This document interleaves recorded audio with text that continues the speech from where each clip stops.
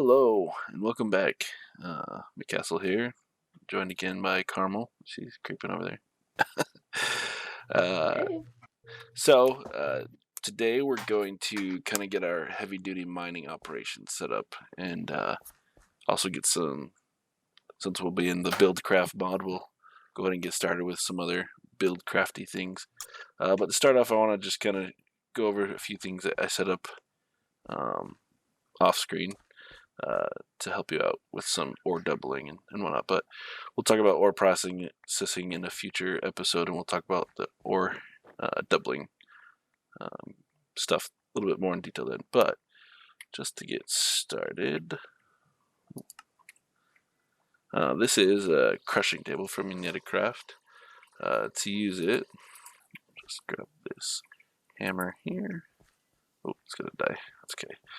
You place the ores on the crushing table and smack it with a hammer, and it'll give you. Oh, and there it goes. Gives you these rocky chunks of whatever ore you're doing. So you can come in here, just keep going. The nice thing is you don't have to place the next ore; it remembers, and it'll take it out of your inventory. Just crush all your ore up. Boo, boo, boo, boo. And well, we'll make another hammer later. But then you take your chunks and you put them in a sluice box.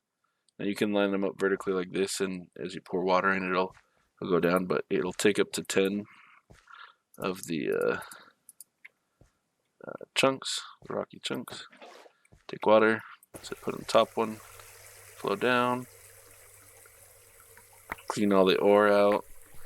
The nice thing about this is these give you 2 ingots per chunk, which is the good normal ore doubling.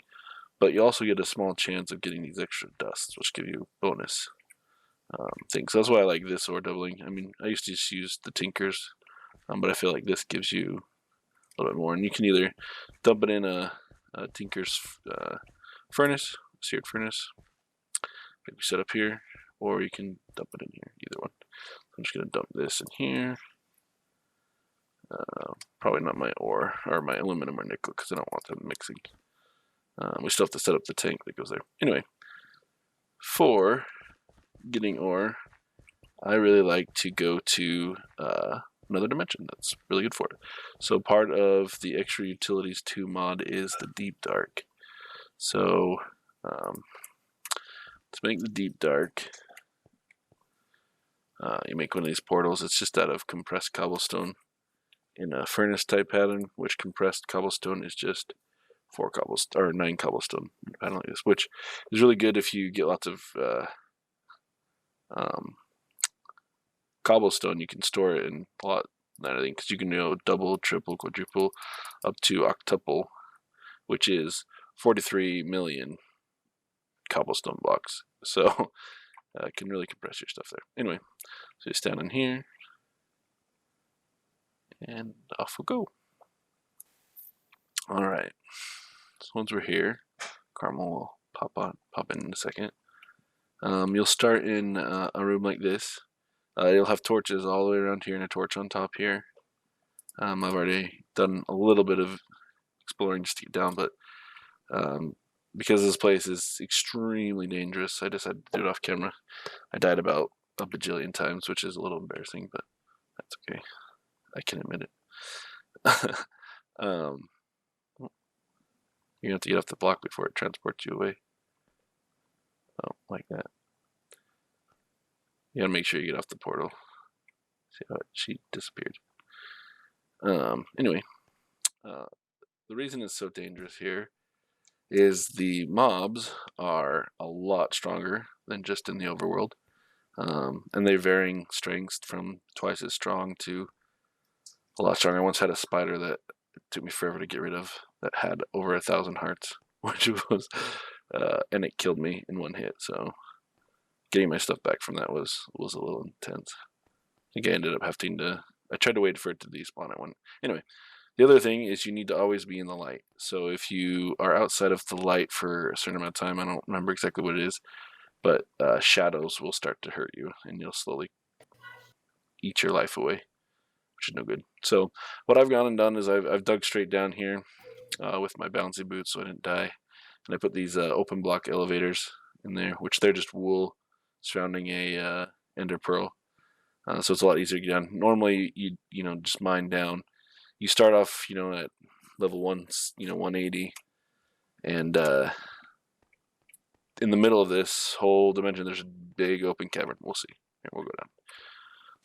So, as you can see here, the world is comprised of, you know, this upper part that's solid block, this open cavern section in the middle, and then caves and solid stuff beneath. Now, the nice thing about the deep dark is that ore is twice as common here, so it's a lot easier to get your ores and stuff built up really quickly. So what we're going to do is we're going to set up in this area a quarry from buildcraft and take advantage of all that. Ugh, zombies are loud. Oh. So you can tell they're got a lot more hearts than normal. Oh, really? Smack me. Ah.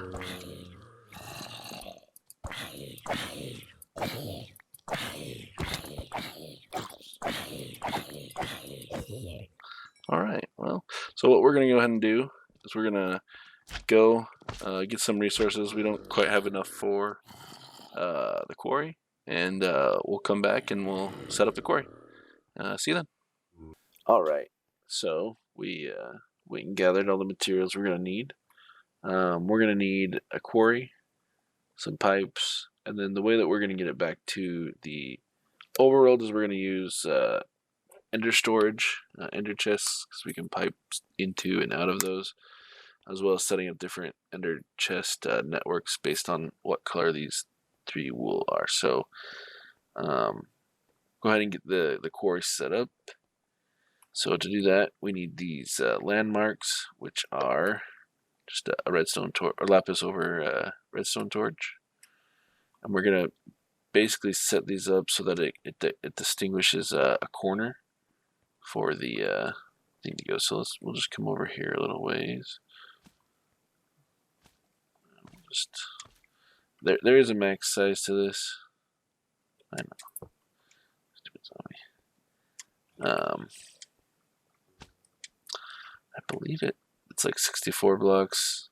I don't know. We're not going to go that far, because the bigger it is, the longer it'll take to mine down. But the more area. So what you want to do is you want to do one corner there. Let's actually do another corner right here, so that we can put our quarry right here. And then so that'll be how wide it is this way, how deep we want it.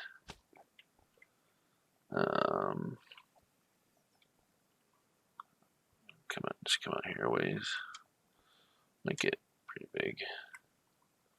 Make sure I'm still online. Let's find one that's already up here. Let's do this one here. It's ambiguous. You can size it right. It's nice to like line it up with chunks and stuff, because the quarry actually keeps chunks active. So for performance reasons, you might want to, but I think we're okay here. So, and you can use another one. I made 4 because you can make another one to say how tall you want the initial one to be, but we're not worried about that here. So what we'll do, let's actually place down another torch so we're not in the dark. Is you paste the quarry right next to, oh, didn't work. Forgot a step. You have to right click on these first, and it'll shoot the laser out, and it will show you the area that you're putting in. Then you place the quarry down. You see it. Oh, I'm gonna go collect those landmarks actually. It drops the landmarks.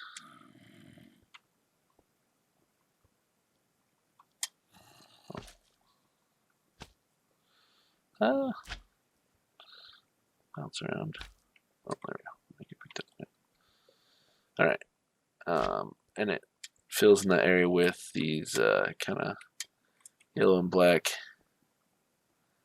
area to show you what it's going to be. So next, what we need to do is we need to supply power to this. But before that, we need to set up the inventory system. Otherwise, it'll just start spewing out. Get him. Start spewing out all the blocks that it mines. So, like I said, we're going to pump back to the overworld using this ender chest. So I'm actually just going to put the power here. Let's put the ender chest here. And I believe you don't need an extractor pipe because it pumps it out. I'm just going to go in here. Oh, we need... I made the chest up top 3 black as our pattern. I mean, you can make it whatever pattern you want. You can leave it as white. The different patterns just allow you to tie different chests and everything. So luckily there's squids right here. Just dye these black.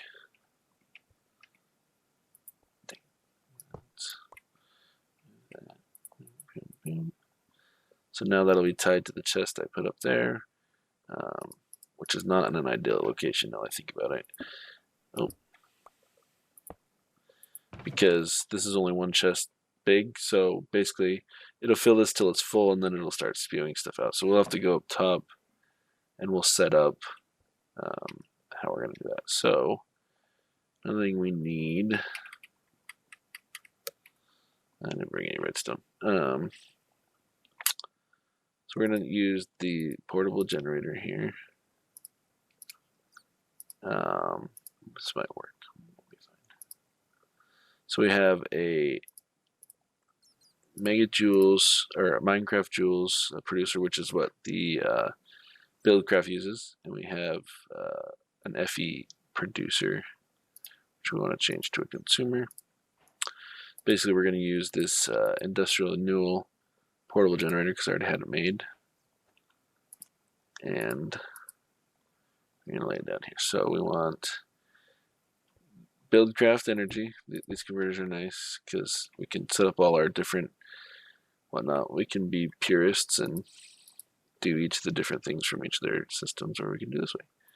Then you need a bridge, and then you need a consumer. So basically this block will consume the output from our generator. Now we might have to go grab a pipe for this. We will find out.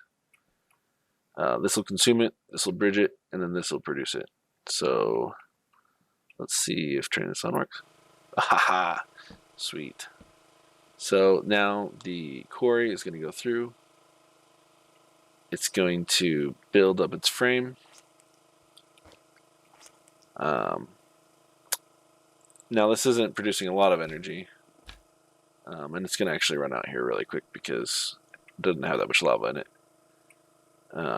It's only producing 32 forge energy per tick, and so to make this move faster, we can always give it more energy, which we will eventually. We'll come build some buildcraft engines that produce quite a bit of energy.